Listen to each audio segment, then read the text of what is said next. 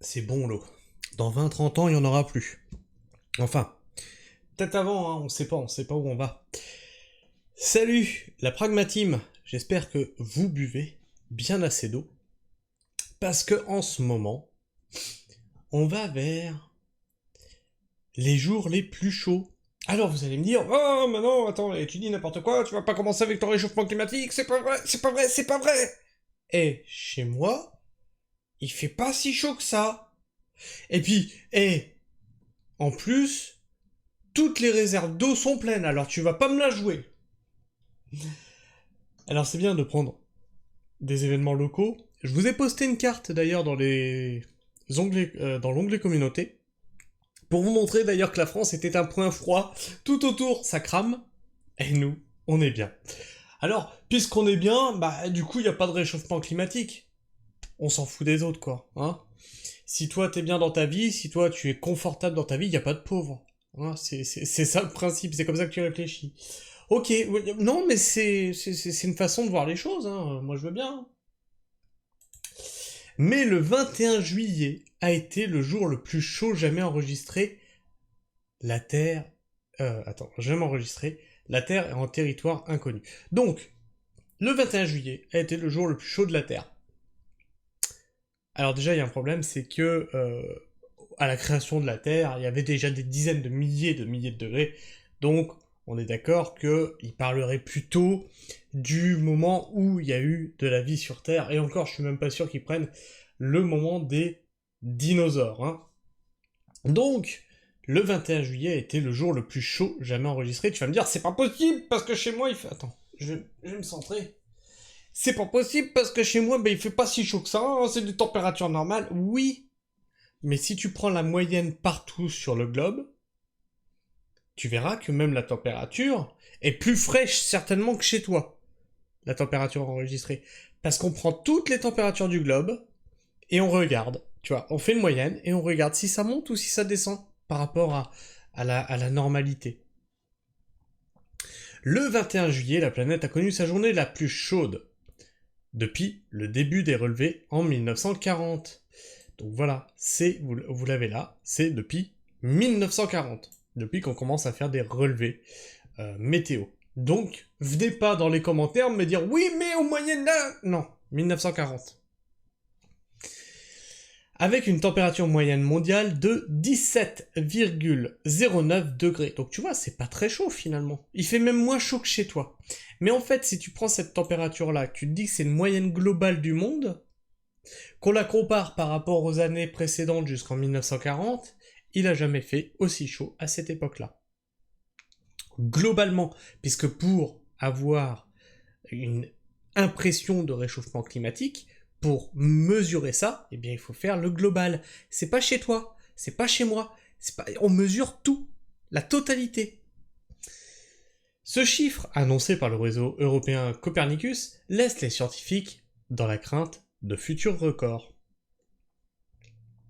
Dimanche 21 juillet a été la journée la plus chaude enregistrée dans le monde depuis le début des relevés en 1940, avec une température moyenne mondiale à la surface de la Terre de 17,09 degrés, a annoncé mardi le réseau européen Copernicus. La Terre vient juste de vivre sa journée la plus chaude de son histoire récente. Voilà, là ça c'est mieux formulé, de son histoire récente.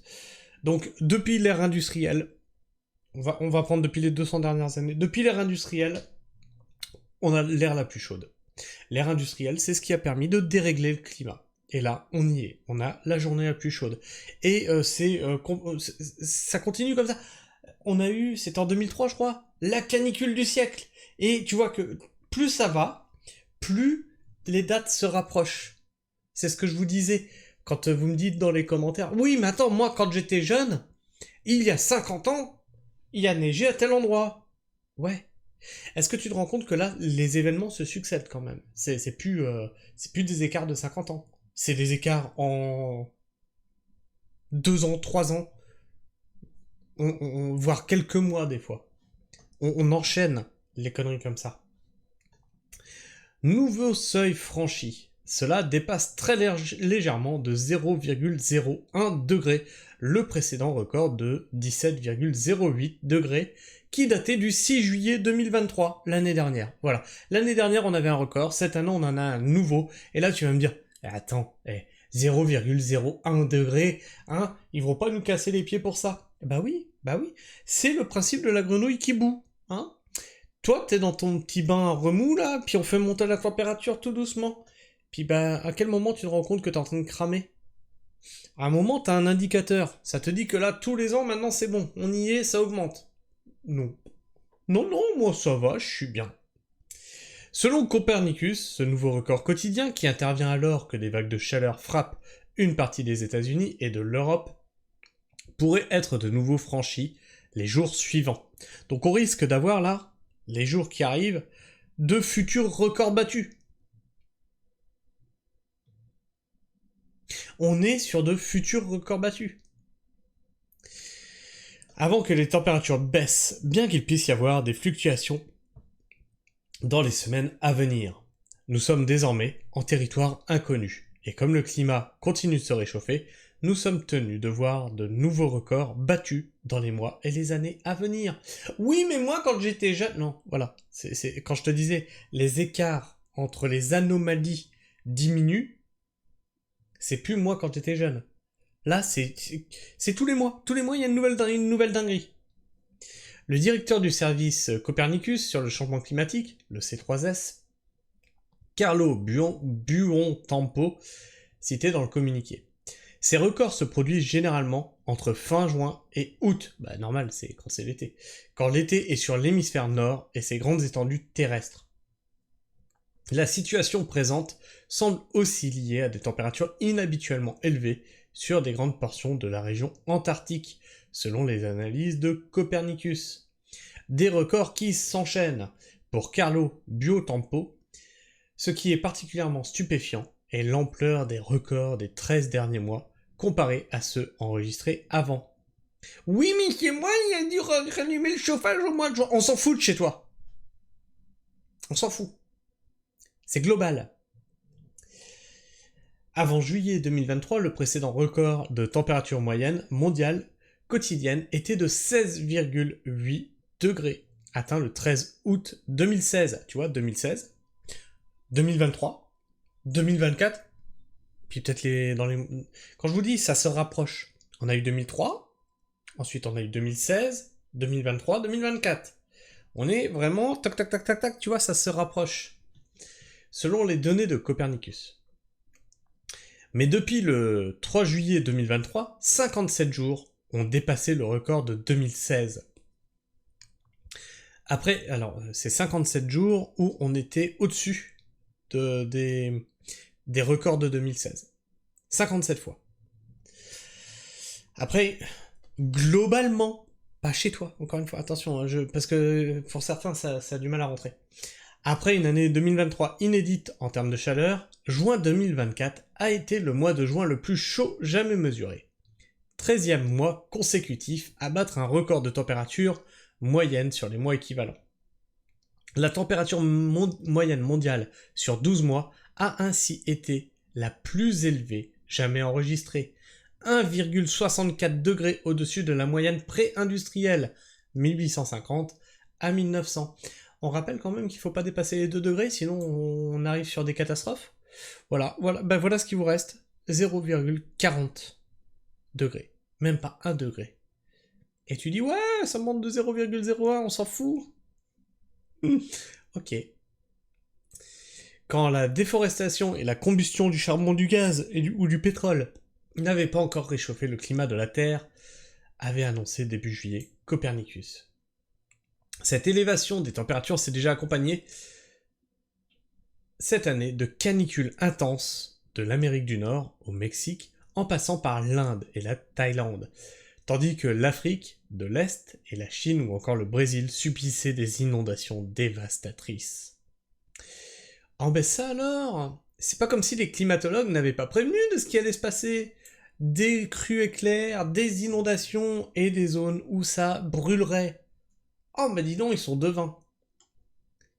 Ou alors leurs calculs sont justes. L'année 2024 battra-t-elle des records de 2023, de l'année la plus chaude? Copernicus reste prudent. À ce jour, 2024 a été assez chaude pour qu'il soit possible que l'année entière batte le record de 2023. Mais la chaleur exceptionnelle relevée sur les 4 derniers mois 2023 fait qu'il est encore trop tôt pour dire avec confiance quelle année sera la plus chaude. Et bien entendu, tout ça, ça va de pair avec des problèmes de récolte, de problèmes agricoles, de problèmes... Nous, on a eu des pluies. On a eu énormément de pluie. Les blés ont pourri sur pied. On a eu des tempêtes. Ça a couché les colzas. La récolte va être compliquée. Les agriculteurs ont dû appeler des assurances pour faire constater les dégâts. Nous, on a pris... On a dû recommencer, je crois que c'est 4 fois les semis de carottes. On a pris 1 mois et demi dans la vue, avec toute la flotte qui tombait, machin, les maladies sur les tomates, les machins, enfin bref. C'était une catastrophe. Et de l'autre côté, tu as l'extrême inverse, c'est-à-dire que ça crame. Donc les récoltes seront mauvaises non plus. Bon, bah peut-être que vous penserez qu'il y aura changement climatique au moment où votre ventre criera famine. Parce que pour le moment, nier l'évidence, c'est un luxe de bourgeois au ventre plein, en fait. Je suis désolé de vous le dire, mais au moment où on crèvera de faim, les questions ne se poseront plus. Enfin bref, je sais pas ce que vous pensez de tout ça, la pragmatisme. N'hésitez pas à me laisser votre avis et votre opinion dans les commentaires, même s'il est différent du mien, bien entendu. Tant que c'est dans le respect, qu'on discute, tout va bien. Si vous êtes dans l'invective, bah, passe ton chemin. Passe ton chemin, tu risques le ban. Je dis pas si t'es contre moi, tu risques le ban. Je dis si t'es dans l'invective. Sinon, tu peux soutenir la chaîne. Tu peux soutenir la chaîne comment? En likant, en partageant. Partager, c'est très important. Rappelez-vous, la chaîne est démonétisée et shadowban. Je vous ai partagé tout ça dans les onglets communauté. Donc forcément, j'ai moins de visibilité. Donc forcément, j'ai moins de retours d'abonnés. Donc si vous pensez que les sujets que j'aborde peuvent intéresser vos proches ou des amis que vous avez autour de vous, n'hésitez pas à partager autour de vous. Et si vous avez des climato-sceptiques qui vous cassent les noix, bah tu les envoies par ici. Voilà, sinon tu t'abonnes, tu commentes, hein, tu connais, hein, tu likes, tout ça, tout ça. Sinon, tu peux aussi aller sur ma page Tipeee, si tu veux faire un don financier pour soutenir financièrement cette chaîne qui parle d'agriculture, d'écologie et d'environnement. Allez, je vous fais la bise, la pragmatisme. Prenez soin du sol et restez pragmatique. Ciao.